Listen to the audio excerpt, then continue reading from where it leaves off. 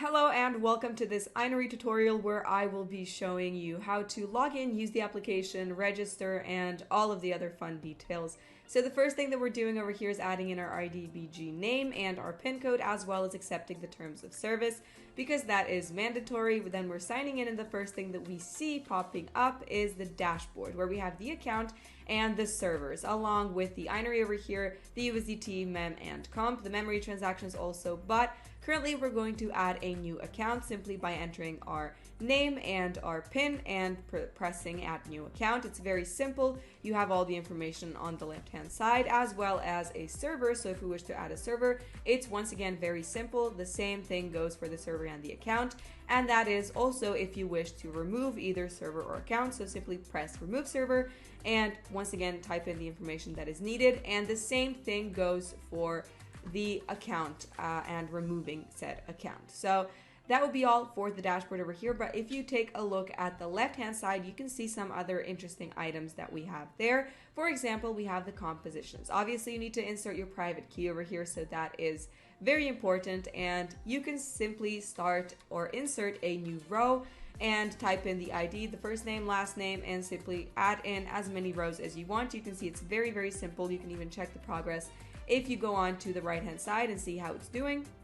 But once again, it's very simple. You have a little key down below and you can see what is what. So it's not hard to use at all, which is great.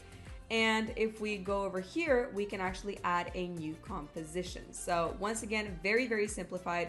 All you have to do is press new record over here. But if you want a completely new composition, you have a button for that as well right down below.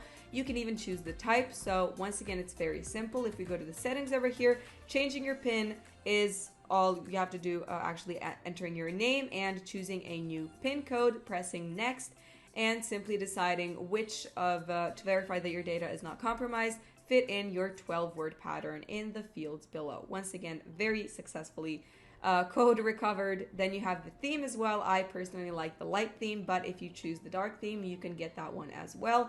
The language also to your liking. You have multiple options over here, so simply have fun with it, whichever one you like. Also enter the private key for your account name right over here. That is crucial as well. The private key has been sent. And in the plugin sentence, you have the server backup right over here. So the partial and the full backup. We're in the full backup right over here. The download is successful. And you can also choose to send the remote to FTP, SFTP as well. So simply type in the needed information, press OK, and get on with it. Then down below you have the partial backup. Also, you can in the collection you can decide from the 4 numbers over here which ones you want, and then simply press download or send remote as well. Either way, it's the same for both backups, but one thing is for sure, both of them are simple and very, very easy to use. So I hope you guys have fun, and thank you for watching this video.